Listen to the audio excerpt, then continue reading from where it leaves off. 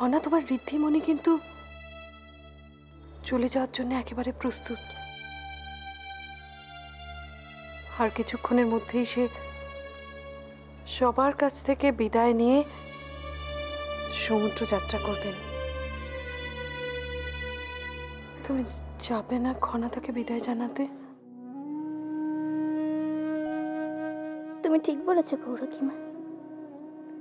রাজপ্রাসাদে যে খেলা চলছে তার থেকে মুক্তি দেওয়ার জন্য আমার ঋদ্ধিমণিকে হাসি মুখে এক্ষুনি বিদায় জানাতে হবে। যত শীঘ্র সম্ভব নিরাপদে তুলে দিতে হবে তরিতে।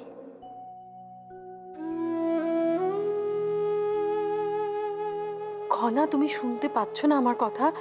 আমি বলছি তোমার ঋদ্ধিমণি চলে যাওয়ার জন্য একেবারে প্রস্তুত। তুমি যাবে না তাকে বিদায় জানাতে? এই দেখো মেয়ের কাণ্ড। এই রকম চাঁদ মুখ দেখে রাজকন্যা তার যাত্রা শুরু করবেন? খনা, আমি তোমাকে বলছি, শোনো। তুমি তোমার ঋদ্ধিমণির কাছে এই কান্না কান্না মুখে গেলে না, তিনি ভীষণ দুঃখ পাবেন। মনে থাকবে, হাসি মুখে যেতে হবে। থাকবে। ব্যাস, তাহলে আর একদম দেরি নয়। যাও, তুমি হাসি মুখে তোমার ঋদ্ধিমণিকে বিদায় জানিয়ে এসো। যাও খনা।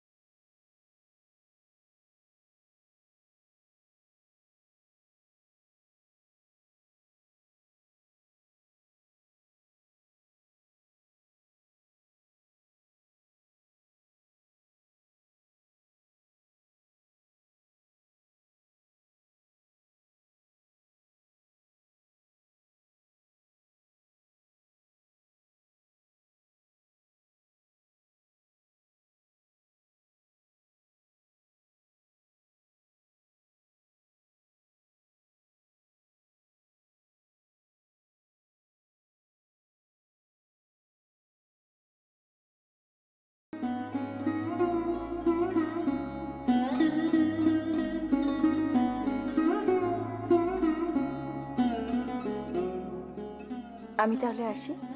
সাবধানে যেও সমৃদ্ধি। তুমি খুব সাহসী রাজকুমারী খনা। আমি তোমার কাছ থেকে অনেক কিছু আশা করি। তুমি তোমার বুদ্ধি ও জ্ঞানকে সর্বদা শুভ কাজে প্রয়োগ করো।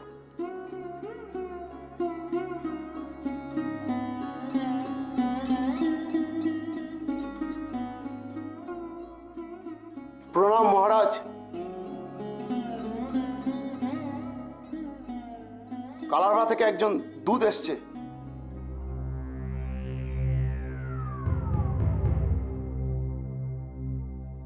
কালাভ্রা থেকে এইমাত্র দূত এসেছে? ঠিক আছে, ওনাকে ভেতরে পাঠিয়ে দাও। প্রণাম।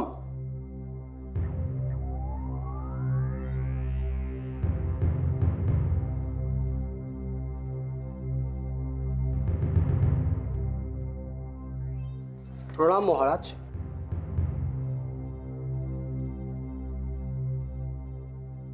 কি ব্যাপার বলুন। কালাভ্রা রাজ আপনার জন্য এক বিশেষ বার্তা পাঠিয়েছেন।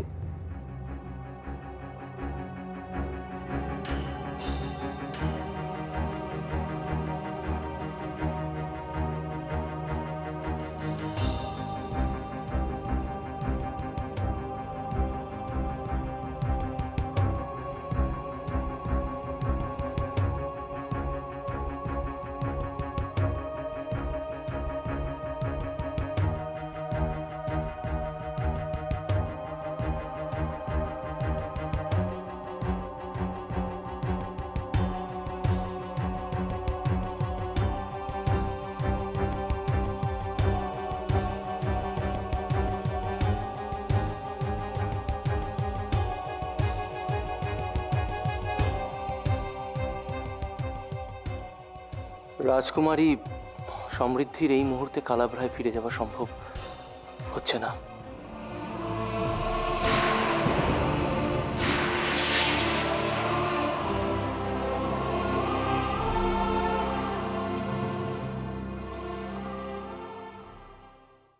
কি হয়েছে উপদেশ্য? না রাজিমা, মানে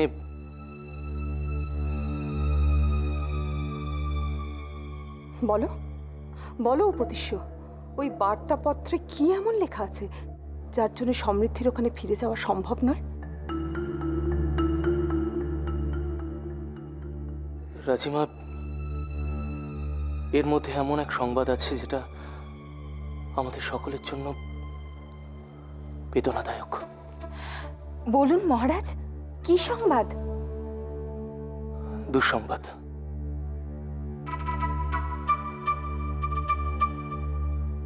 উজ্জয়িনী রাজা চন্দ্রগুপ্ত বিক্রমাদিত্য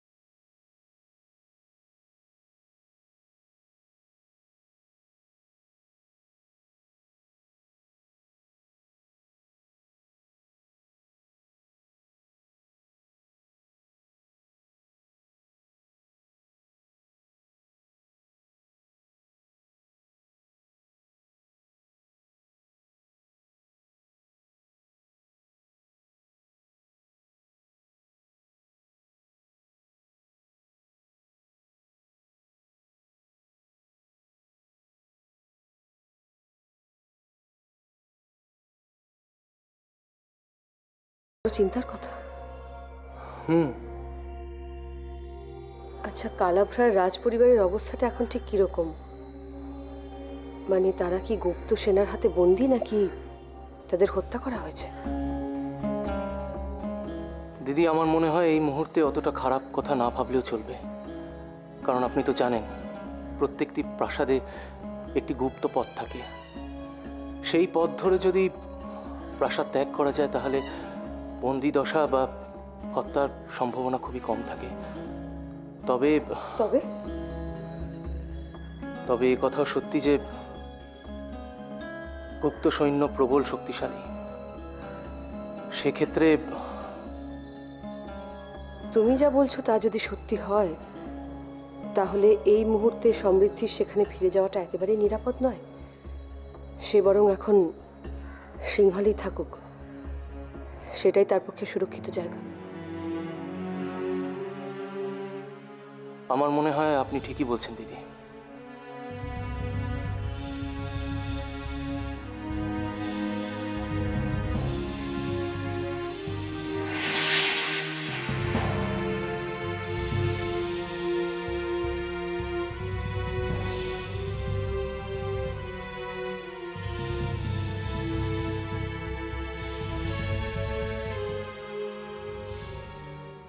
এভাবে কেঁদো না সমৃদ্ধি। হ্যাঁ ঋদ্ধিমণি, তুমি এভাবে কাঁদলে আমরা সবাই খুব কষ্ট পাচ্ছি। আমি মহারাজকে বলবো কালাভ্রায় সিংহলের গুপ্তচর পাঠাতে। তুমি দেখো, ওরা তোমার পরিবারের কোনো না কোনো খবর নিশ্চয়ই নিয়ে আসবে। আর কি খবর রানীমা? আমার তো সবকিছু শেষ হয়ে গেল। এই কথা বলো না ঋদ্ধিমণি। আর কি বলবো আমি খনা? আমি আর কি বলবো? আমার পরিজন, প্রিয়জন কে কোথায় আছে আমি কিচ্ছু জানি না। তারা বেঁচে আছে কি নেই আমি তাও জানি না। আমি আর কিচ্ছু ভাবতে পারছি না খনা। আমার চোখের সামনে শুধু অন্ধকার নেমে আসছে। নিজেকে সংযত করো সমৃদ্ধি, এতটা ভেঙে পড়ো না তুমি। আমি ভেঙে না পড়ে আর কি করব রানীমা? আমার এত সুন্দর পৃথিবীটা এক লহমায় চূর্ণ বিচূর্ণ হয়ে গেল। সমৃদ্ধি, আমি জানি যা ঘটেছে তা অত্যন্ত দুর্ভাগ্যজনক, কিন্তু একমাত্র সান্ত্বনা আমাদের তুমি নিরাপদে আছো।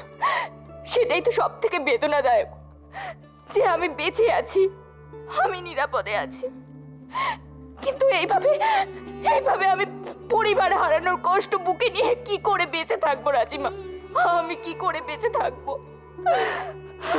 সমৃদ্ধি, আমি তোমার মনের কষ্ট বুঝতে পারছি। দেখো সমৃদ্ধি, নারীরাই একমাত্র পারে তাদের সহন শক্তি দিয়ে জীবনের সমস্ত দুঃখ, কষ্ট, বেদনা বুক পেতে নিতে, এবং অন্যের জন্যে তারা প্রেরণা হয়ে ওঠে। তারাই পারে সকলকে আশ্রয় দিতে। আমি জানি সমৃদ্ধি, এই শোক ভোলা খুব কঠিন, তবুও বলবো তোমাকে তো প্রচেষ্টা করতেই হবে। সমৃদ্ধি, আমি তো তোমার পিতা মাতাকে জানি, তারা অত্যন্ত দৃঢ়চেতা। তারা সব রকম অবস্থার সম্মুখীন হতে পারবে। ঈশ্বর আছেন, ঈশ্বর দেখবেন তাদের। বিশ্বাস রাখো তার উপর। আমি জানি রাজিমা, আমি জানি, কিন্তু আমি কিছুতেই নিশ্চিন্ত থাকতে পারছি না। তুমি নিশ্চিন্ত থাকো ঋদ্ধিমণি। যতক্ষণ না কোনো নির্দিষ্ট খবর পাচ্ছ, ততক্ষণ নিজেকে স্বাভাবিক রাখার জন্য লড়াই চালিয়ে যাও। তুমি তো আমাকে শিখিয়েছিলে নিজের জীবনের সঙ্গে লড়াই করতে। তুমি দুর্বল হয়ে বলে চলবে না ঋদ্ধিমণি, কিছুতেই না। এই পরিস্থিতি তোমাকে সম্মুখীন হতেই হবে ঋদ্ধিমণি, হতেই হবে।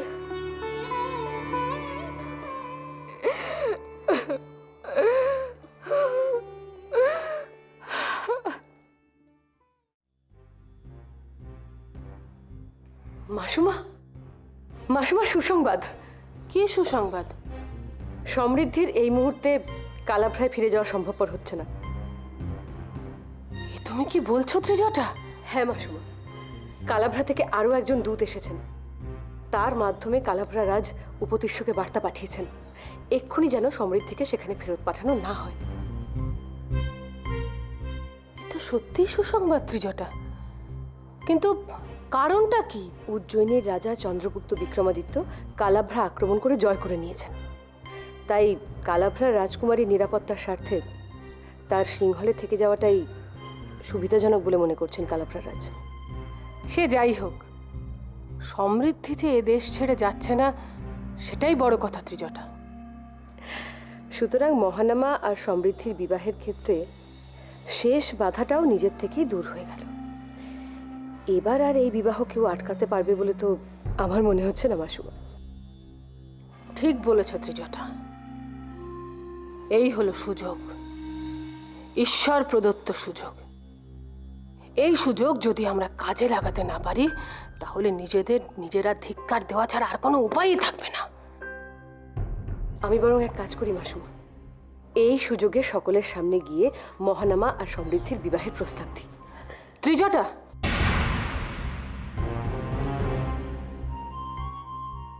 এত তাড়াহুড়ো করো না। কেন মাসুমা? এই মুহূর্তে কালাভ্রা থেকে আসা এই সংবাদে এই প্রাসাদের সবাই প্রবল শোকাচ্ছন্ন হয়ে রয়েছে।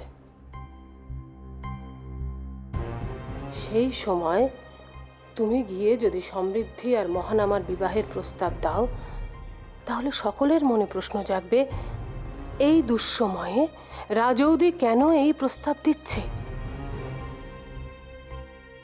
তখন সবাই হয়তো আমাদের উদ্দেশ্য সম্পর্কে জেনে যাবে, আর তাহলে হয়তো।